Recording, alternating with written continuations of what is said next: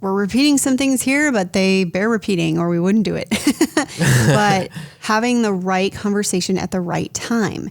And I think one thing that maybe indies get confused about is that they're like, okay, I just have to send like an email every 2 weeks and have live content. I need to live stream every week or something. And that is part of the nurturing and education process as well. But you can really make it easy on yourself by setting some things to be automated and available for people triggered by the right actions. You are now listening to the Creative Juice podcast brought to you by Indepreneur.io.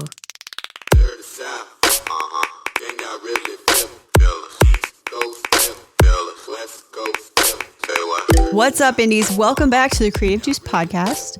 I am your hostess, Corrin Campbell, and with me is Jack McCarthy. How is a beautiful day going for you, Jack? It's going beautiful. You're the hostess with the mostess, and we're excited. We're excited to be back. Most definitely. It's funny because this podcast is going up like it does every week, but we actually took a week off last week from recording the podcast, so we're still getting our stride back on, right? Yeah, getting all the sillies out. Yeah, dude, you're never gonna get all the silly out of me. Sorry. But we are essentially, last time we talked about this crazy funnel I've been running for Gasp to cold traffic. And that's still going well. Though there have been endless pivots along the way. But one thing that has been just absolutely the most important thing in this funnel has not been that funnel itself. What has been the most important is how I'm keeping those people in the fold. And this is a phase of the buddy system that we call nurturing. And we've talked about this on this podcast several times. But nurturing is the nucleus, right? This is where everyone gets into and returns to, no matter what other thing you have going on outside. The nucleus is nurturing. And that's because this keeps people engaged, right? So you can continue to talk to them. So it'd be weird if you were sitting at a table with someone and talking with them and then like looked off into the distance for 20 minutes and then started talking to them right in the middle of that conversation again, right? That doesn't make any sense. Yeah, absolutely. You can think of nurturing as the way to continue the conversation, even after something might be seen as like closed off, like after somebody buys from you or after somebody signs up for something. Nurturing is the mechanism that allows you to keep the conversation going. So we thought this would be a really cool episode to unpack the idea of nurturing once again.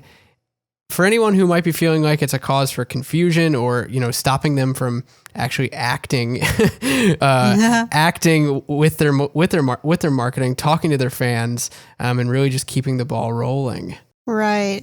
Well, I think too, I've been watching, as we talk more and more about the things that I've been running, I start seeing all you indies getting into my ecosystem.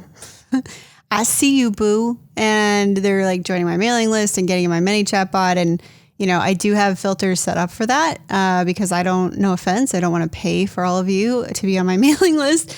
So rather than, and I know you're just using it as a swipe file, which, I think that's actually something that we have talked about in the new site, having kind of a swipe file area of the Indie Pro dashboard, so that you can go do that instead of getting in all of up in our grills. But that's why I wanted to come and talk about that today, because I feel like, it's one thing to discuss like, okay, you need to be nurturing. And a lot of indies are completely aware of this, but at the same time, they may not have inspiration, right? They may not know what they want to talk about, how they want to coordinate, by which methods they're communicating, right? Which pieces of their tech stack are doing this work for them? How much is automated? How much is manual? Et cetera, et cetera, et cetera.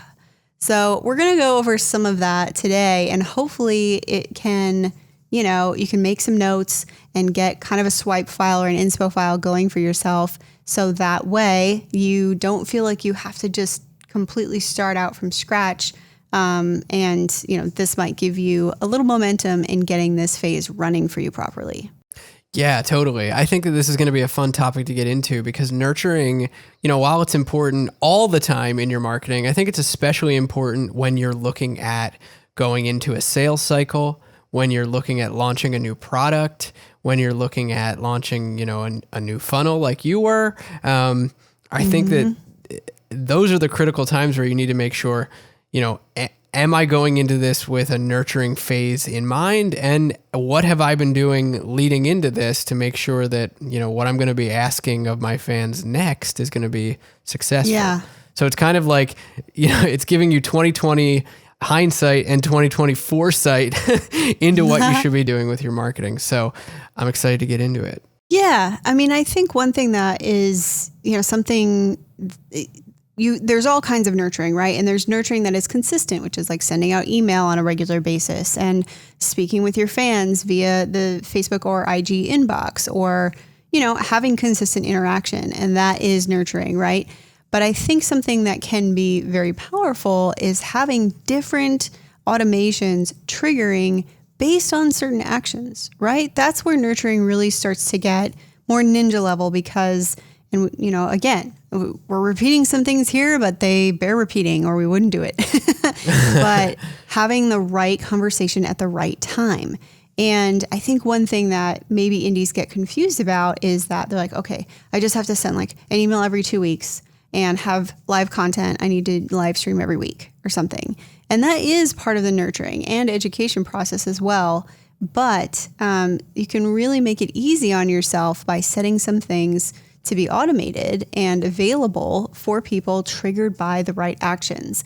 And for me, that has been paramount in this funnel, not just creating these new customers, but also making sure that they stick around and that they make another purchase and that they continue, or if they can't make a purchase, having things that are available for them to participate in, even if they can't buy something right now, because I'm just generating that loyalty, that attention, that investment that really people who support independent artists are very grateful for. They love that they have access to the artist. They love that they feel like they're getting special attention.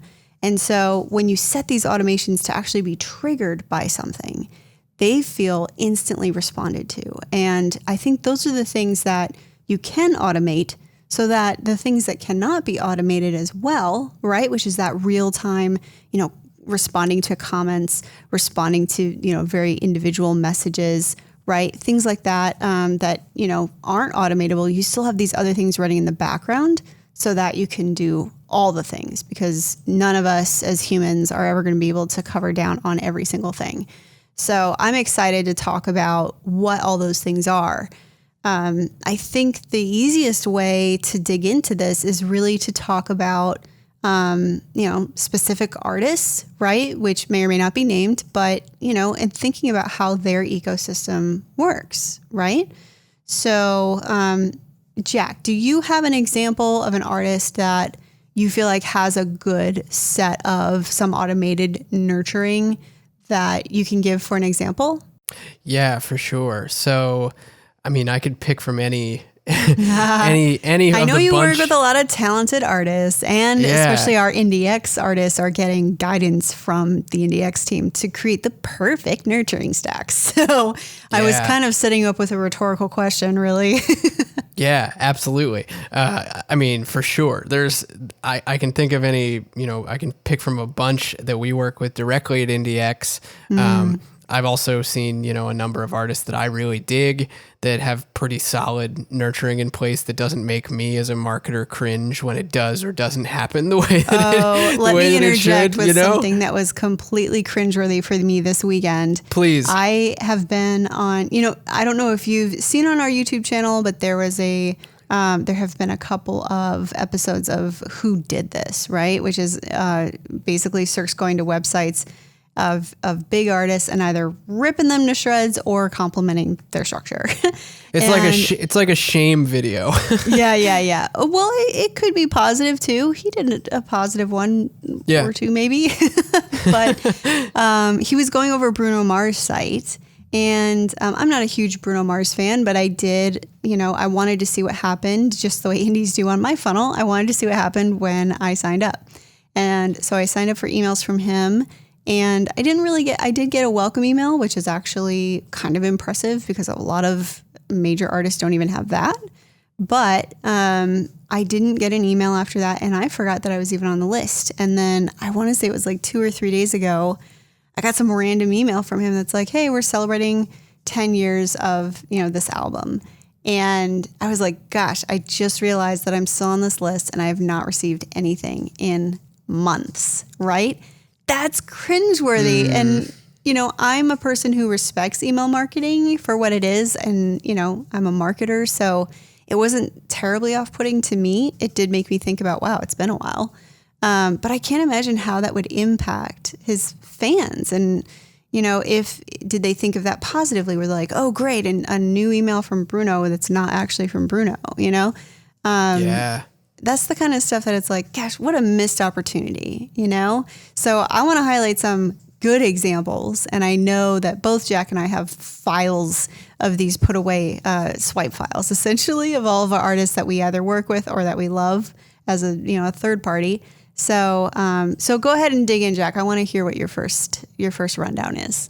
Yeah, for sure. So the first one that comes to mind is a client that we work with at IndieX, who has a pretty big following across YouTube, across Facebook, and prior to us beginning to work with them about a year and a half ago now, really wasn't doing too much. It was January of not this year, but last year. Yeah, exactly. Yeah. You know who I'm thinking about. I love it. I love it. I built a site and then passed him over to Jack, and then Jack's been crushing ever since. Yeah, it's a lot of fun. Great, super, super creative artist. And when we first started working with them, wasn't really doing a whole lot of email marketing at all. Wasn't really even building up much of a list beyond like a customer list that was being passed over to MailChimp. And it wasn't until about, I want to say like this time last year that we really started getting into email infrastructure building. And we initially had been working in MailChimp for like marketing emails and in Klaviyo for like e-commerce automations and things like that. This past summer, we migrated over to Drip and kind of consolidated everything into this machine that is doing some really, really cool stuff. So just from the nurturing side of things, there's a number of different automations that we've got set up that I think are pretty slick. One of which being when people sign up, there's a very simple I-series that happens when someone signs up. We have a lead magnet going for him that is just kind of like a best of behind the scenes kind of look of some of his favorite like hand curated content. Like hear it from me first rather than having to go through the archives and dig up what you think is your favorite. Here's my favorite stuff that I've created. Very cool. And with that, we actually have that running through ManyChat, which is pretty cool. People sign up with their email through ManyChat, through Messenger, and then we pull them into Drip and bring them through an I-series where they get the content, some backstory, and that's kind of like the first touch. In there, we have like a very light offer of, hey, you're here. I appreciate you taking the time going through like the museum of my content and hearing it from me. If you want to pick up something from the store, here's 10% off. Very light touch. Nothing, real quick, Yeah. Do you actually say museum?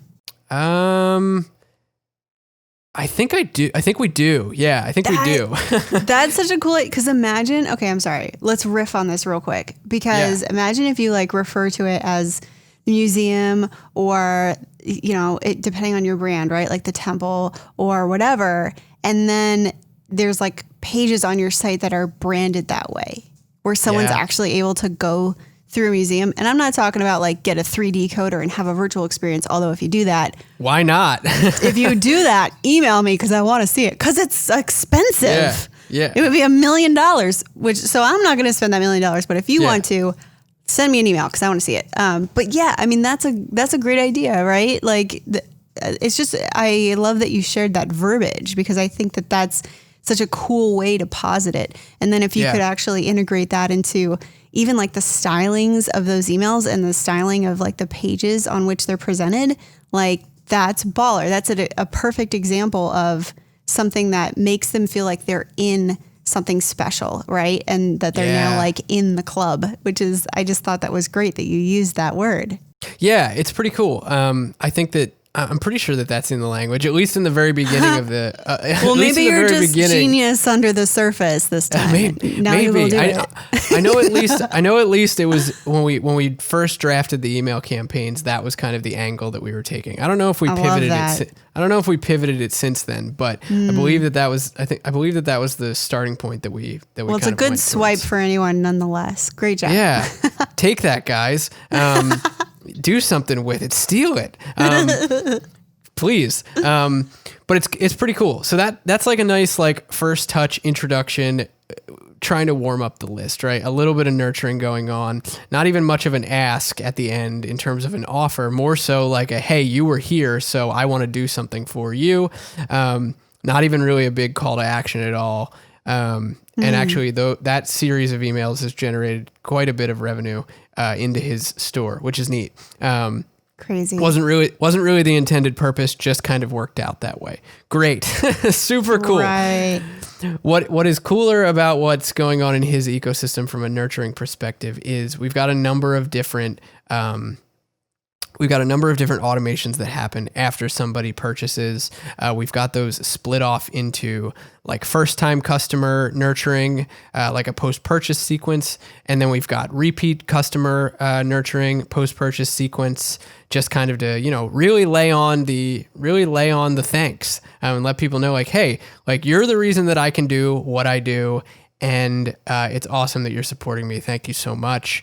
And then following up with them again later, making sure they got the product, making sure that they didn't have any issues with it, and asking for some user-generated content. Now, where this is really cool and why I dig it so much is like, that kind of sounds like your run-of-the-mill post-purchase email automation, right? Fine, whatever, cool. But we've also got it paired to work hand in hand with a post-purchase retargeting ad campaign for some nurturing. Beautiful.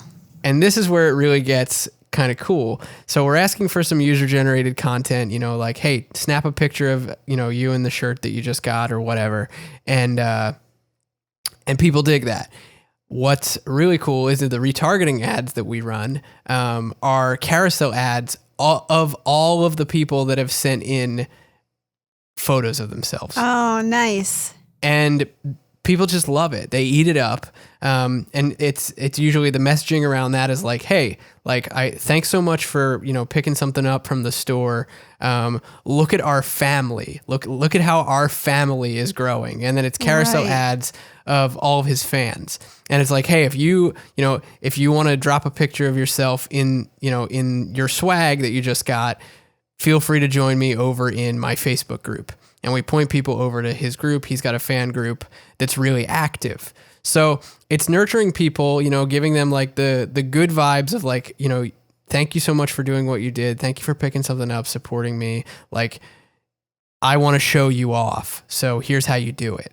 So just like a little, it's going outside of just making fans feel good. There's, an actionable element to this. That ad campaign is actually ROAS positive, which is great because there's really not much of an ask going on in that either. But people just feel good. So then they go and they pick something up.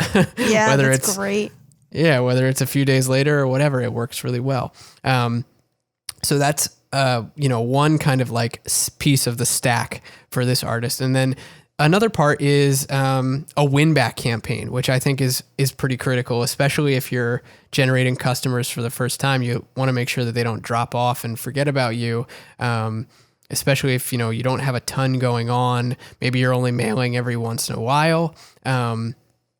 Having a win-back campaign in place is a really cool way to just make sure that people are in the loop with what you're putting out. If you're putting out, offers regularly and you're, building more product into your store, win-back can be cool to basically just, it will look for people who haven't purchased over a set period of days once they're entered into the automation. And if they have, they get pulled out. If they haven't, you can fire them up with an email that says, hey, I haven't heard from you in a while. I want to make sure that you got to see all of this cool stuff that we've been working on and put them back into the store. Sometimes we use a little discount to incentivize. I think we do have a discount in his automation to get people back into the store. And Nice. that's just another piece of the puzzle to kind of work the nurturing to ascension stage of the buddy system, which is cool. Especially important for first time purchasers. So yeah, that's kind of a little bit of an overview of some of the more important things that we've got going on there. Very cool. So what are you Yeah. using in the tech stack to support each of these like audience ads, and, how is all of that working? What is communicating from your list to your store to Facebook ads? Like, how are you managing all of that? Yeah. So everything. So from the list to the store, that's just using the native drip to Shopify plugin, or Cool. I guess it's an app technically. And this artist in particular, we got into that app before it cost money, which was cool because now, What? yeah. So that was pretty neat. Like a week later, we were like, oh, now it costs money for somebody else when we were migrating them over. But anyway, not important. Crazy. Yeah, not important. But that's the primary integration between the store for tracking revenue, for tracking who's doing what in the store, making sure that, we're pulling people out of sequences when we need to, firing off things when they happen. I find that the drip and Shopify integration is really, really tight. I like it. Just seamless, isn't it? Yeah, I like it a great. lot. I know we've gone on and on and on about drip in recent episodes, but like I can't stress enough like how fond I am of Right. drip. We do not get paid by Drip. Just Yeah. so y'all know, we don't have an affiliate link. We don't have any association with them. I feel like we've had people ask that sometimes. Yeah. And if we ever have any kind of paid placement or incentivized placement on this podcast, you will know that is not this. We just authentically love Drip enough to mention them in nearly every episode. Yeah, for sure. I have not come across an autoresponder that I felt so natively comfortable in as I have with drip. That's a huge statement, because you've been in Active Campaign, you've worked in MailChimp, you've worked in like all the things. So I'm actually surprised to hear you say that. Well, specifically when talking about artists, I find drip to be a really, really great email marketing platform. I know that like I'm team Active Campaign and I've used it for a number of things over the years, and I still like Active Campaign a lot, but I think if you're an artist, like I would put drip over Active Campaign if I were making a recommendation for you. So tech stack wise, drip and its integration with Shopify has been clutch for this. That's been really, really powerful. When it comes to the Facebook ad side of things, all of that has just been, building custom audiences, website, pixel traffic custom audiences for the most part. There's some experimentation that I've been doing with drip custom audiences, going back into Facebook. But I mean, for the most part, I've relied heavily on just pixel traffic. That's incredible. Yeah, for sure. So do you prefer the pixel firing off those audiences or drip doing that, or which do you prefer? Do you run them concurrently? Like, how do you manage those two? Because I know both of those can populate certain audiences. So what do you usually do knowing that those multiple options are available?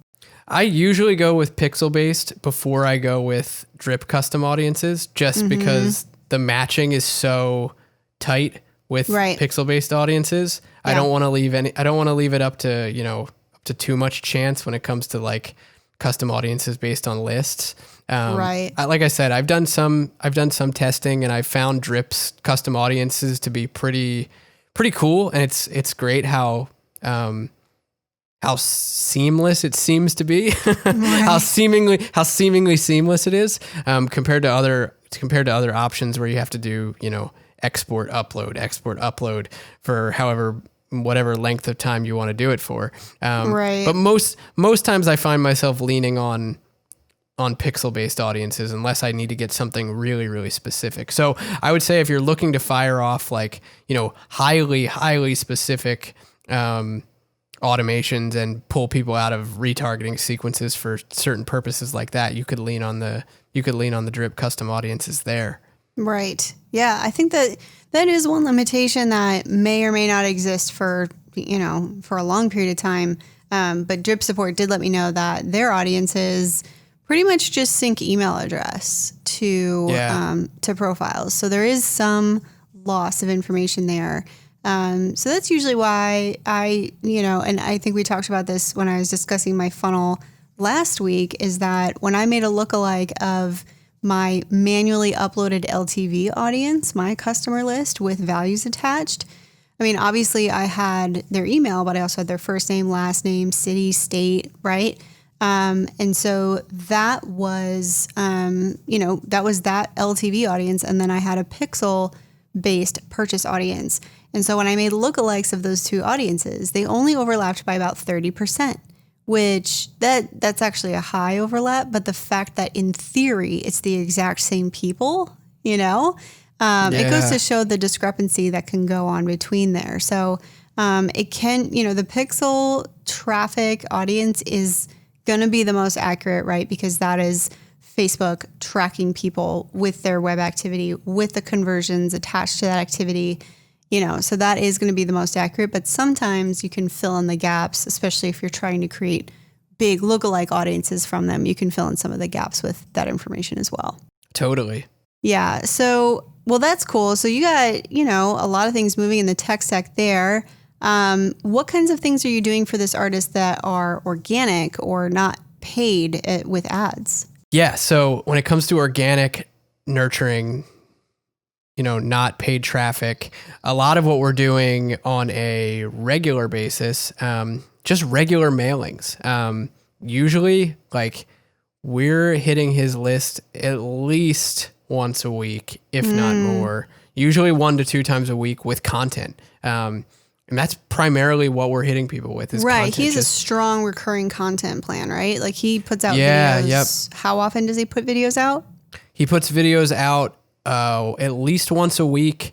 And usually it's on a schedule where a video drops to like his membership and then a video drops to public. So a video will drop to membership on a Tuesday, and then that video will drop to the public the following Saturday. So there's kind of like a way to nurture people twice. You know what I mean? And real quick, so where's his membership housed? Does he have a membership on his site, or what are you? Yeah, his membership is actually in an app. That he had built. So a little bit different than, being inside Patreon or having a membership site built with member space or member mouse or something like that. Yeah. So a little bit different. It's very low ticket. I think it's like $2.99 a month for like the premium tier of his app. Oh, beautiful. Yeah, different and kind of cool. It's been an interesting experience working in the app space for sure. Yeah. It's a little different from what we normally do. Yeah, it's definitely been different, but it's been growing pretty steadily, which is cool. So yeah, that's where his content lives for when it's initially launched, kind of like an early access sort of bunch, and then from there, it gets launched publicly, Facebook, YouTube, everywhere else where you can imagine it. Right. So all we're regularly channels. So we're regularly hitting his list with content and just kind of keeping them excited about it. And then we run sales promotions usually every month. Nice.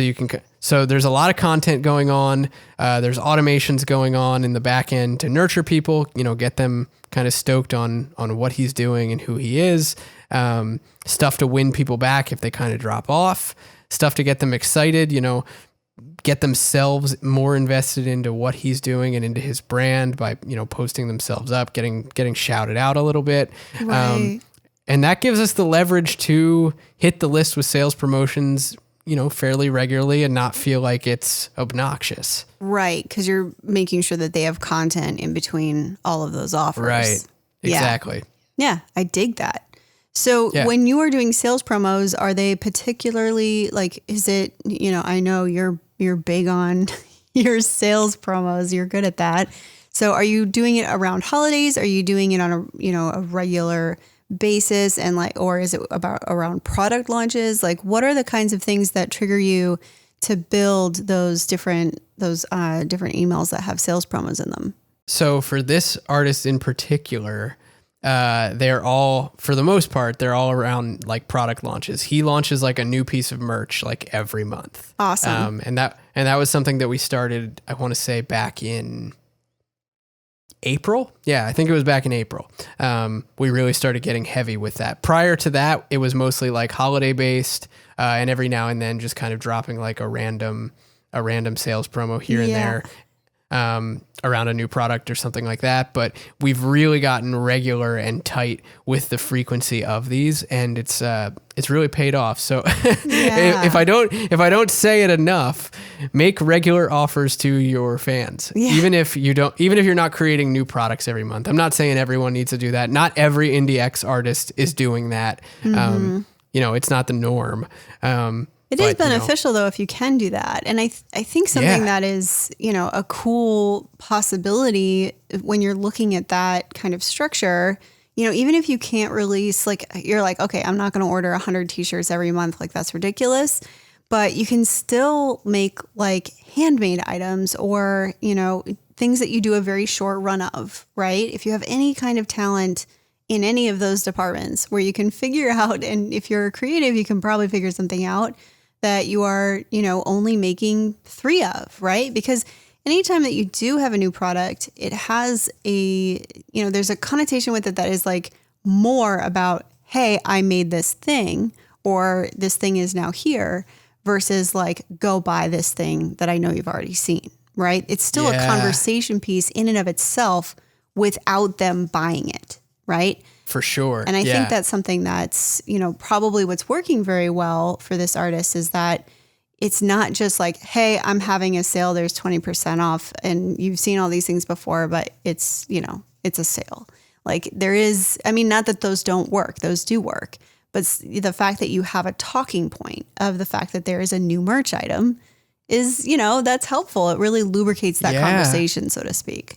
Yeah, for sure. I think that helps in any kind of sales promo, even if it's like, let's just say the 4th of July. Like if you've got a new product to launch at the 4th of July, then you're standing out amongst every other artist, brand, business, whatever, that's just saying, get 15% off of all of the stuff, Right. And even if they don't go to your store and buy the thing that is new, they might just go and pick something else up that they wanted anyway. Right. But you, exactly like you said, it's a conversational point. And that's important for nurturing. Like, I guess, like, I've never thought about it this way or talked about it out loud this way before, but like nurturing happens at the promotion phase too. Like, if you're just saying to people like, buy the thing, like, that's kind of a cold way to ask. Like, warm people up to it a little bit. Tell a story. Here's like this just came to my mind mentioning, like, you mentioned like doing limited runs. Something that I would encourage indies to do if they have like back stock of inventory. Like, I don't know, let's say you did like a run of shirts, like 100 run of shirts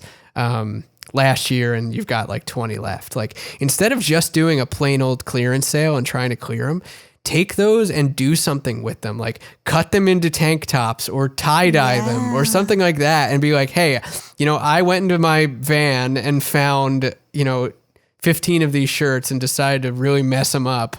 Like, I'm never going to do this again, and I'm never going to print this design. So if you want like the tie-dye version of the shirt that nobody else will ever get, like, here it is. Yeah. That's the kind of thing that's, I think you can do regardless of what stage you're at in terms of your customer base or, how many offers you've got around. You can do cool stuff like that. Totally. Yeah, that's true. Even if you don't feel artistic and you can't create something, right? Like, you can cut the sleeves off of a shirt. You know what I mean? So there's always some kind of option. I know also, like, I've been preaching on this again in the group lately.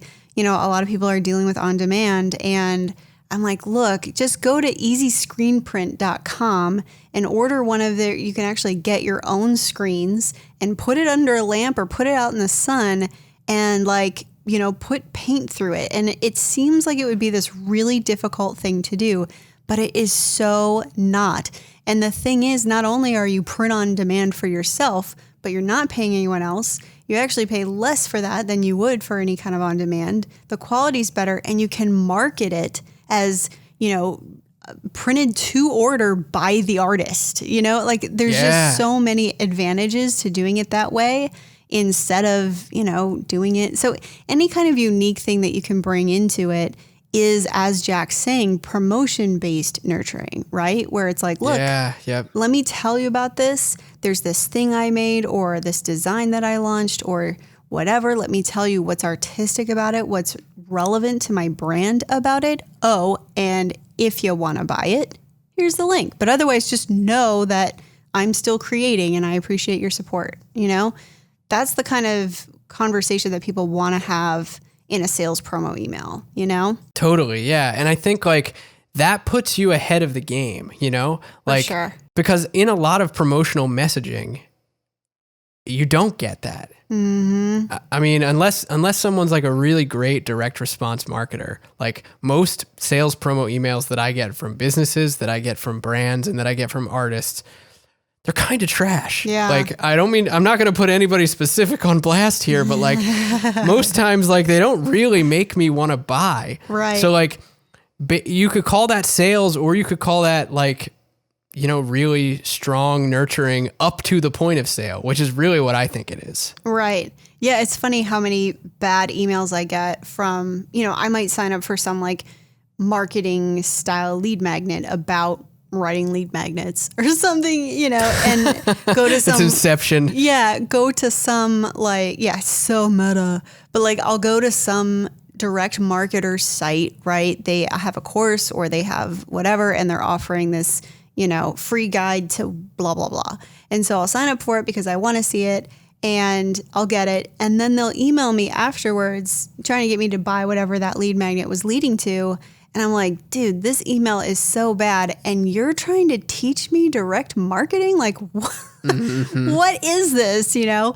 So, and it's more difficult. I mean, I think, you know, musicians are like, oh, well, music's different and it's harder to market. But the thing is, once you get people on your list, it's not harder to market because at that point, you're not trying to give them selling points. Like, you should buy this product because we're the best. We're the most reasonably priced. We do automatic updates. We whatever.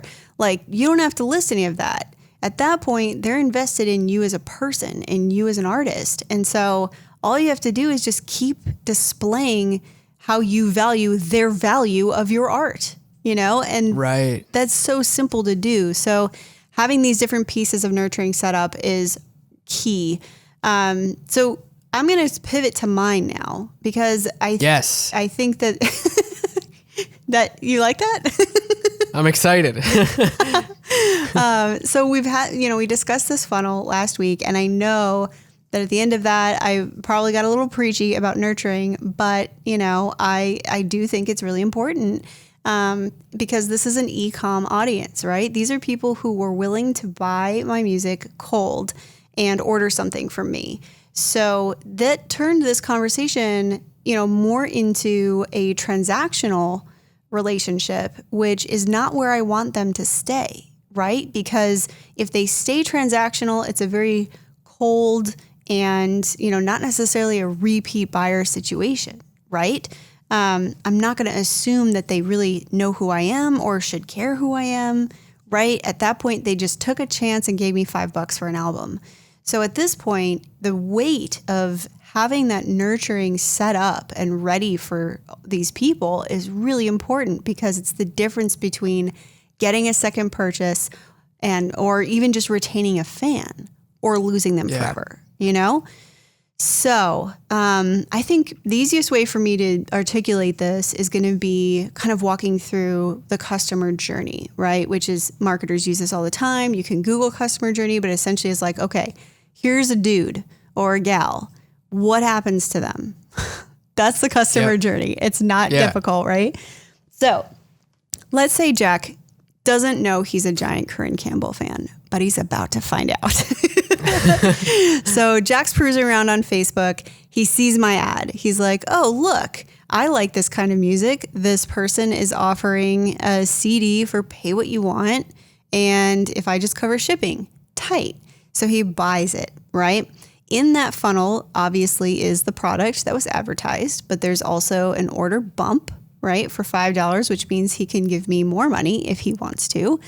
And then after he purchases that, he gets one more offer for another album.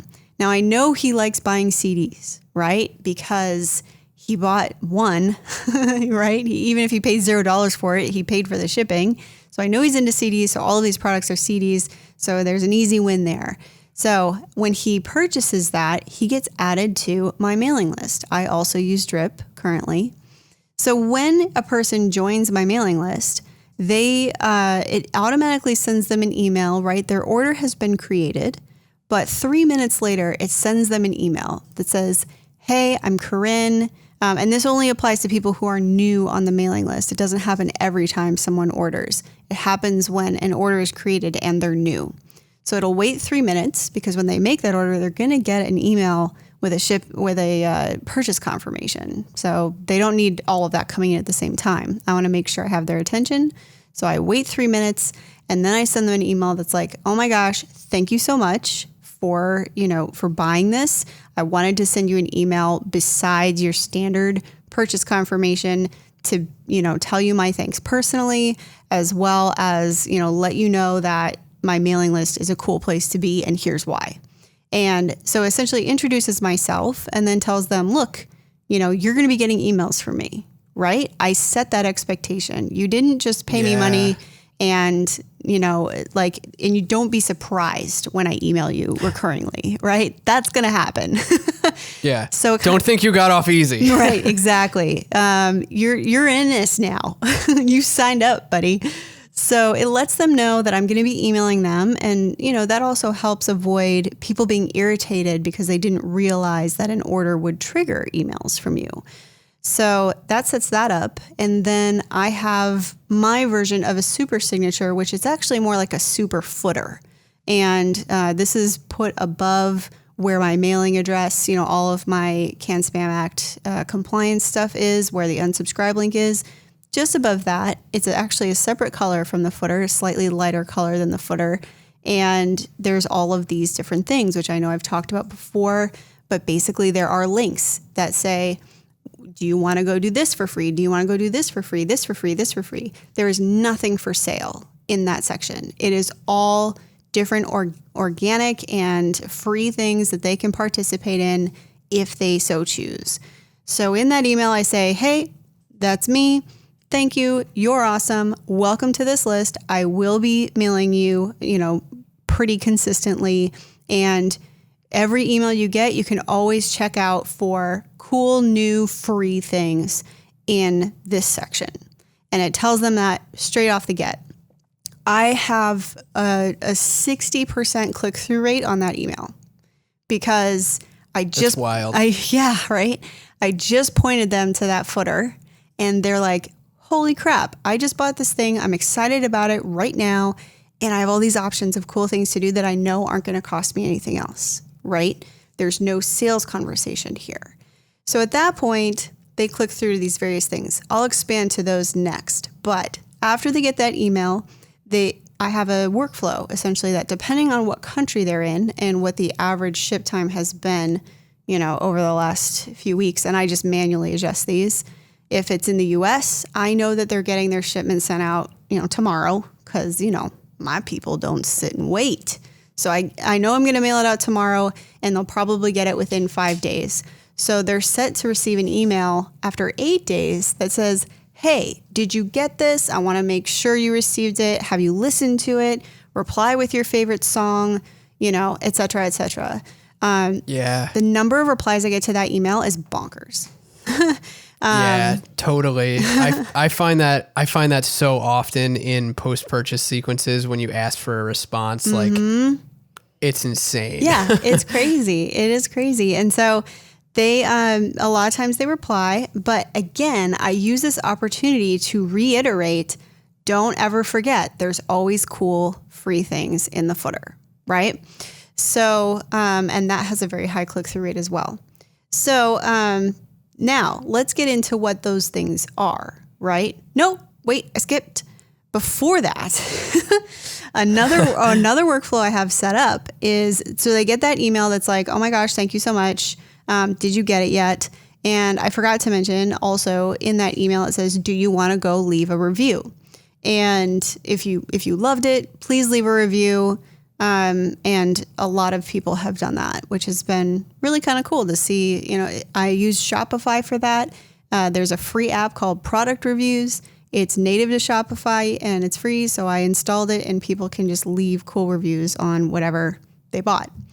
So at that point, it splinters out. It waits another 7 days and then automatically filters based on what products they purchased, right? Because remember, I'm offering 3 albums. So I know they bought Gilded. I know they bought the core offer. They had to end up where they are. So then what I do is filter, did they get the second album? Did they get the third album, right? And from there, it splinters out to determine, okay, what is the very best product I can offer this person that I know they did not already purchase?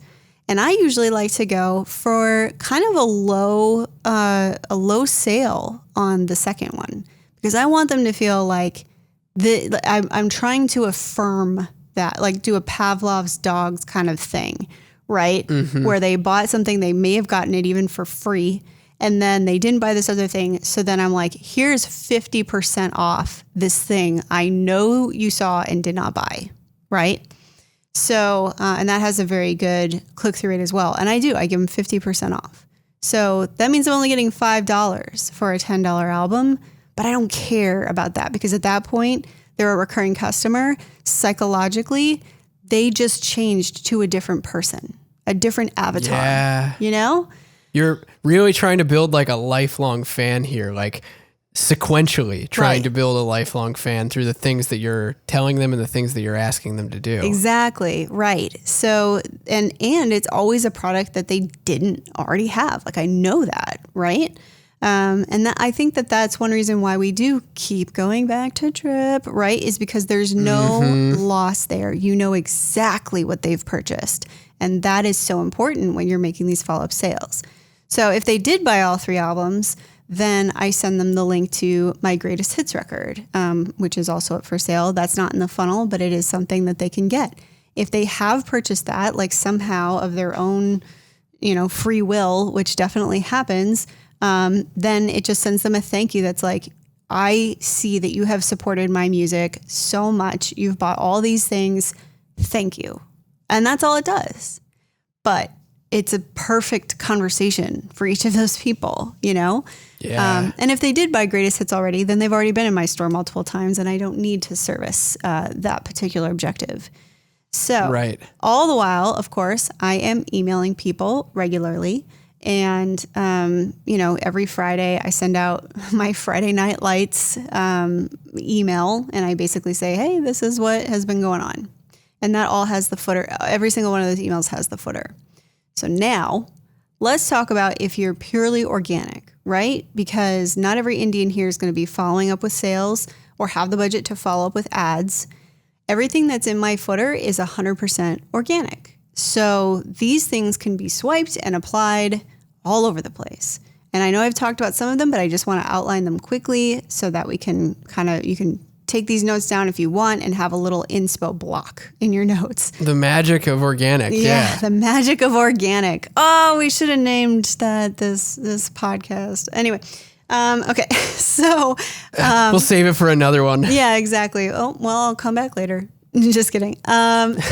So the first thing in my footer, and I do outline these a little bit strategically. I've talked about it before, but Drip allows for liquid code, which essentially says, is this person a part of this segment or tagged with this thing? And if not, show them that option. So that can be very helpful because if I'm saying, hey, there's free stuff in the footer and it's all things they've already done, Boo. That's not exciting. Yeah. Then there's no free stuff in the footer for them. Exactly. So that's why I make sure to say that in the first couple emails they get from me, because I don't have to say it again. They've learned that behavior. And if they've already done everything that would be in the footer, nothing will show. Right. So, and I'm not setting them up for disappointment. So the things that are in my footer are they're built around a buddy system kind of structure, because it's like, okay, how introductory is this? What am I asking from them? What depth of relationship is appropriate for that, right? So the first thing that comes up in my footer is the Gilded experience, which we've talked about. It's an album launch that I essentially put together, mid 2017. So it's over 3 years old. I had yellow hair at the time, right? And it's all about Gilded, which is great because that is actually the album I'm giving away for free right now. So it actually, it really works out well, but there's also a ton of content in it and a lot of personality. It's a lot of, free information, free content. They also get downloads of the songs, which I know they just bought the album, and that might seem contradictory, but it's not, And that's all built as hidden pages on your website? That's right. So the automation goes out. It's 5 days long. They get a welcome email first. It waits an hour, and then it's like, okay, day 1, here we go, right? And it's sent every day at the same time. So, and those are all hidden Squarespace pages. My site's on Squarespace, and they're all hidden pages that have the header and footer taken out of them, and they're branded very specifically for that experience. So they go through that for 5 days. And then after that, they get the last email that's like, that filters. Basically, it says, do you want this album for free? And if they're somebody who already went and bought Gilded through the initial funnel that may have kicked this off, it doesn't send them that email. So I'm not making an offer to someone who already purchased for a thing they purchased, right? Right. But if they have not purchased Gilded, then it says, do you want to go to, and they go through the same funnel as everyone else. That means that if somebody came into the Gilded experience, which many do, who didn't come through this paid funnel, they instead get that offer at the end, right? And then they go into that same retargeting and new offer workflow to, again, elevate them to another purchase, right? So this all kind of feeds itself. And so that's something that you can do that it does not have to be paid. You don't have to send paid traffic into it. It can be something that you post about, that you talk about, this, album launch kind of thing that follows up with that sale offer, which that's not a new concept. Obviously, that's in our ultimate album launch training, and, indies have been using it for years now. So, but having it in the footer, very helpful. It also gets them, they get to know me, right? If I assume that this person may never have heard of me before, right? This gets them to know my personality. I'm talking to them. They get some cool content, right? That's all being put forth. Yeah, that's a clear nurturing move. It's great. Yeah. So, but it's also very beginner, right? So that's why it's at the top of my footer, is because it could be appropriate for people who don't know who I am, right? Right. So the second thing that is in my footer is my CC points, which is basically my mini chatbot. And I've talked about this as well, but I'm essentially saying like, hey, there's a point system. If you get a certain number of points, you can earn like in real life mailbox surprises from me. So here, let's do this and rack up your points essentially. So now the thing is, every piece of that is skippable, right? So they don't have to get those points, but then they won't get the prize. So they want those points. So, and the way that's structured is very similar, right? The first thing I ask is and I have these ref URLs that kind of run into these different sequences in ManyChat. That's not all built in one big automation. They're built into their own flows, and then those flows link to each other. So, but essentially it starts simple, right?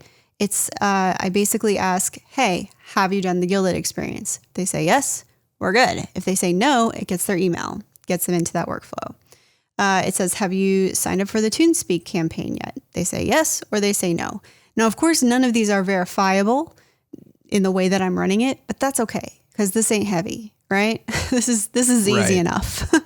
So the next thing that I do, if they do not want to do the Gilded experience, but I still have no email attached to their profile in ManyChat, I'll ask them for their email address. Be like, do you want to be on the mailing list? And I have a Zap set up that is, tagging back and forth if I have their email, if I don't.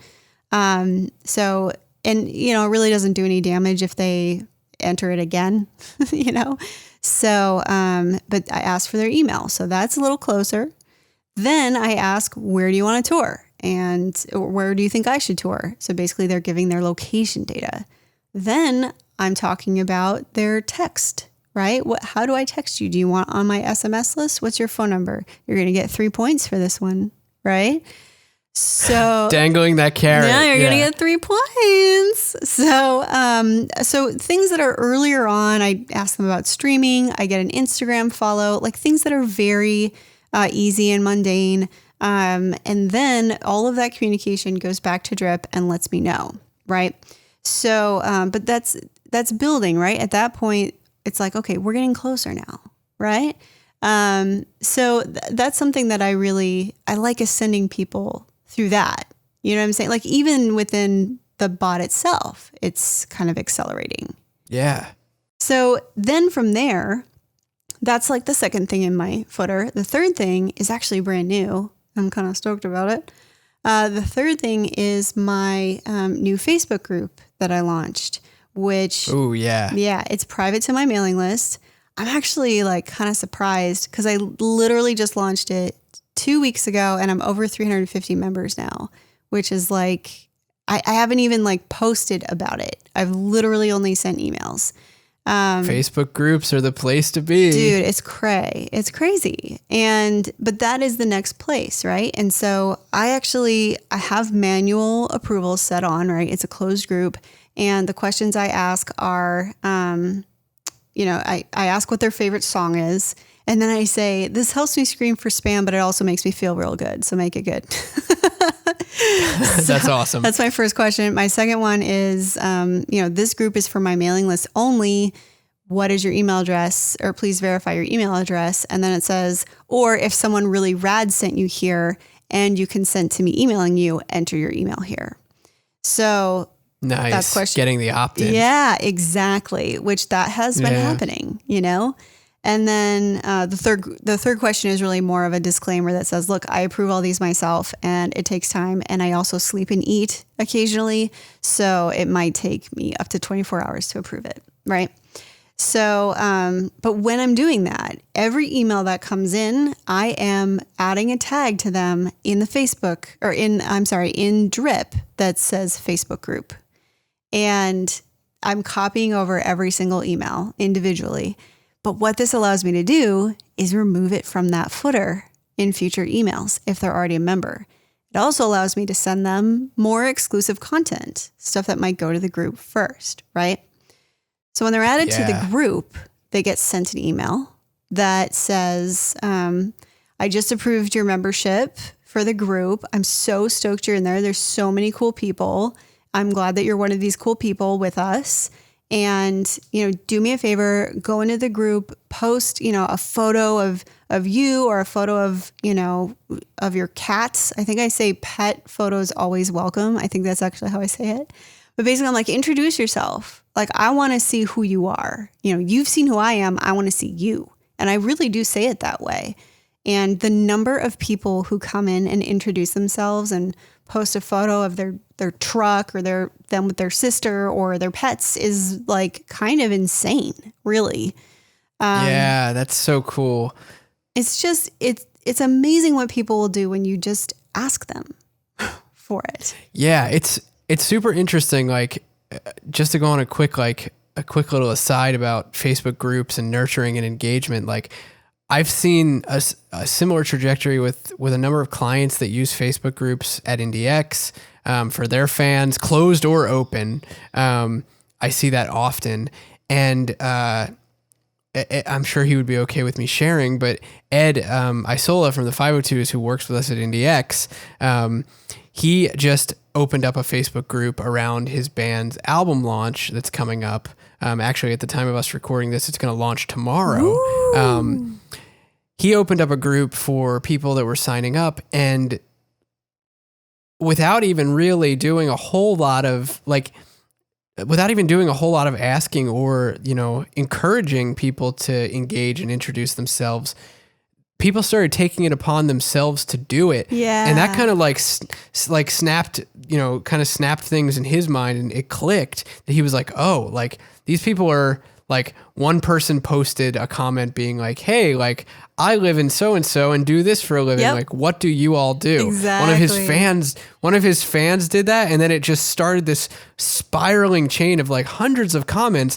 And he was just like, oh my gosh, like I didn't even ask that, like a random person did. So like, I'm going to just like take advantage and tap into this and start asking my fans and engaging with them in there. Right. So yeah, like I wanted to just underline the point that like, when you ask people to do stuff, especially when it comes in like in the form of a social environment like a Facebook group, like, oh my gosh, Yeah. the ability to nurture people in there and like get them to know you and get to know them and really just like form a bond is, I think it's premier. Yeah, It's awesome. It's incredible. And to be honest, my only experience with Facebook groups prior to this was Indepreneur Facebook groups. Like, I mean, I was Right. in groups, but I wasn't really looking at how they were structured, and I didn't really participate in them very much.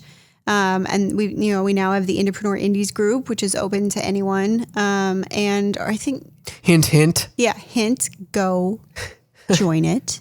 Or we've got the Indie Pro group, which is the Pro Mastermind group just for members.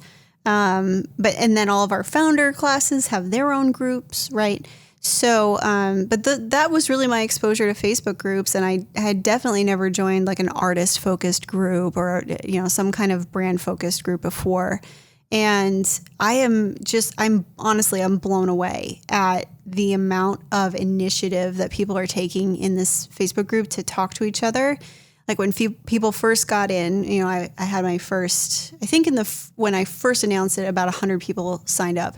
And so I went in there and I filtered by newest, right? So I could make sure that I saw all the posts, not just ones with recent activity. And I commented and responded to every last person. They were already offering up, hey, I'm this person from here. They were already doing that. Some of them were Right, posting pictures right. of the album, screenshots from their phone with it on Spotify, whatever it was, right? Yeah. And so that was already happening. But then, I was commenting. And so then people were slowly, as more people came in and more people were doing that, more and more of them were engaging with each other, right? And I still try to go in and comment on every single one that I can, just like I comment on every single one of my ad comments.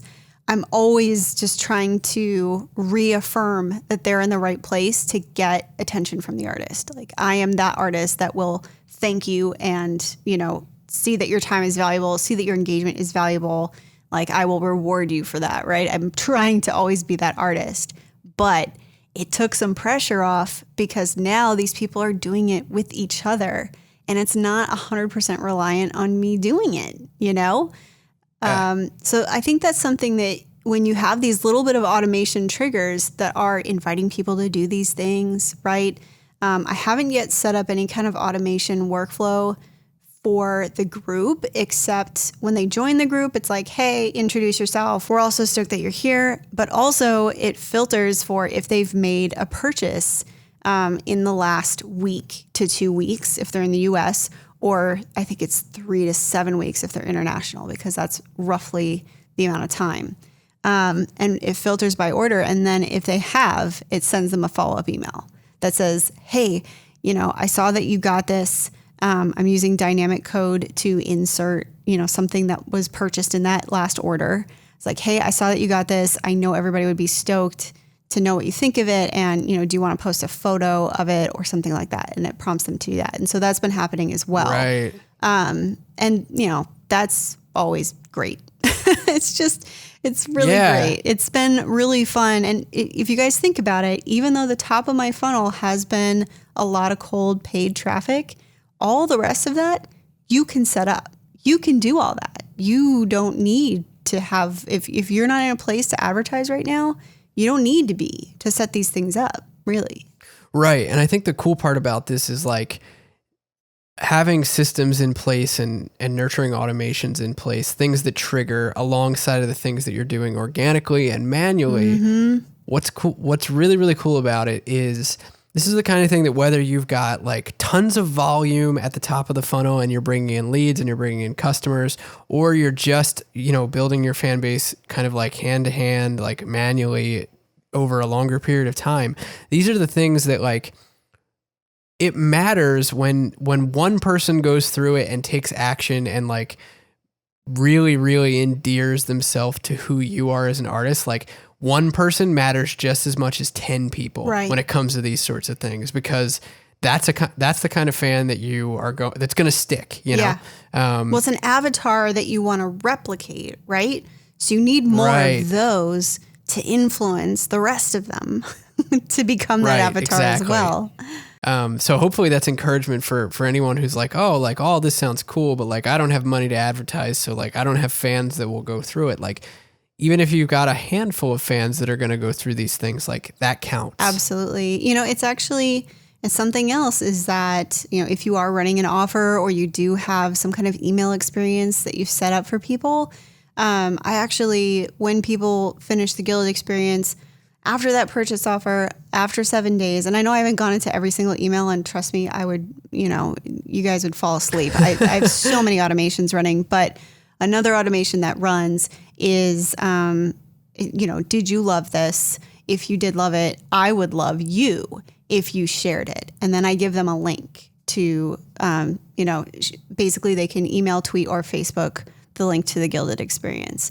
And that has actually converted quite a few new subscribers, which has been just wonderful. So, I think that's something else to consider is that even if you don't have a large fan base, you may only have to ask them to become a digital street team member and be like, look, if you thought this was awesome, you should tell other people they deserve to have something awesome too. And that has worked pretty well, actually. So that's one way to expand your base organically, using the few awesome people that you already have. Right. That's so cool. Yeah. Nurturing is so cool. Oh, I have so much fun with it. And that doesn't speak to any of the manual things, right? I'm, messaging them back in Facebook constantly and IG constantly, responding to the group, responding to ads, comments, responding to emails. It does not stop. But the thing is, like, if you're an artist, that should be giving you life, So as much as you can have automated allows you to go into this real-time feedback and really interact with people in a real-time sense. And, I think that for me as an artist, it just bolsters my passion for it, really. So yeah, hopefully all of that was helpful. I know that I was super excited to share it with you guys. And I think that if you can just focus on how you would treat a friend and think about ways to engage that in your tech stack, whether you're doing paid or whether you're doing organic, or optimally a mix of both, right? Hopefully this kind of helps you gather some inspiration to really activate on that, because I think it's something that if you want to be an artist in this age, you absolutely have to be doing. Yeah, absolutely. It's just, it's really what sets apart the wheat from the chaff, or whatever the phrase is. As long as you're not talking about animal torture this time, it's fine. No. I'm being very conscious of that from here on out on Creative Juice. Trying to rein it in a little bit. Thank you.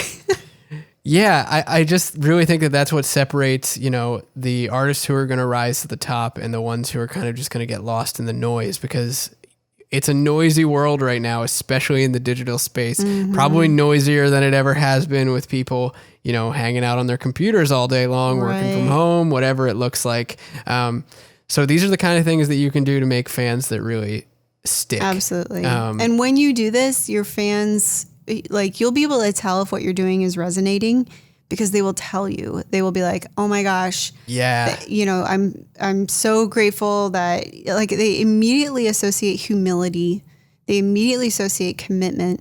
Like, if you respond to them in real time, they will say that you're humble and you're gracious and you are you give so much attention to your fans and you're unselfish. Like they will just associate all these positive things with you, even if that's not true, because you're showing them that you give a crap. And I think that that's something that people, especially in the environment we're in currently, just really appreciate, So for sure, just do that thing. Do it. And, if you're taking the time to put the work in to really build these systems, automated and manual the like you are that kind of person. Yeah. So do it. Yeah, I agree. and your fans will thank you. Yeah, make sure people know you're that person. Yeah, exactly. Yeah, I'm into it, man. Well, this has been super duper fun to talk about. I know I sure would love to hear about your automation ideas. So hit us up on Instagram, Facebook, Twitter, or, wherever. We'd love to hear from you. Or if you're on YouTube, leave some comments below. What are you doing to nurture your fans? Because you got to. Yeah, we're going into the holiday season here soon, gang. So make sure you got your nurturing on lock. Exactly. I've had so many conversations in the past week and a half with artists at IndieX, with some of our clients, to be like, hey guys, like we got to start planning for the holidays. The sales promos are coming. Black Friday is upon us. It's looming, and we need to make sure that your fans are teed up for it, so that we're not just hitting them out of nowhere. Right. So think about that kind of stuff. Nurturing really matters now. Right. So even if you're not sure what you're doing for Black Friday, or if you're like, oh, I still have so much work and my list is cold, who cares? Start emailing them. If they're meant to leave your list, they'll leave your list, but start the conversation now and reintroduce yourself if you need to. Just make sure that conversation is warm, so you're not basically cold calling or trying to sell them vacuums on the doorstep. You don't want to be that guy. So, get those. Don't be the Cutco knives guy. Yeah. Although those were really good knives, just saying. Anyway, so that is it for this week, but I'm glad that we're touching on holiday sales because we're about to head into some content about full stack merch. And this is my baby right after Indie Founder. Full stack merch is, obviously we do fulfillment and we're also doing product development. And I am so excited to share more about what that looks like. We're really going to start bringing Indepreneur. I would love for the company to become something that is truly full stack, right? Where we will have simply anything you could possibly need as an independent artist for the best pricing, for the most, the highest level of service. Like I would love for all of that to occur. And I think full stack merch is going to be kind of the next branch that can do that. So we're going to spend some time over the next 2 weeks talking about not just full stack merch, but what principles are important to us as that sub company of Indepreneur that should be equally important to artists. So whether you do become a full stack merch client or whether you're just an indie artist, the same principles apply. So we're going to be talking about all kinds of merch. And I think that that's going to be hopefully very inspiring for your holiday sales. So thanks so much for joining us. Jack, do you have anything else to add? No, stoked to get into it next week and talk about merch and full stack merch and what you guys can be doing to level up your product game. It's going to be a blast. Yeah, we're going to have fun. So join us next week on the Creative Juice Podcast, and we'll see you next time, Indies. Can y'all really feel the East Coast, feel the West Coast, feel me? Say what?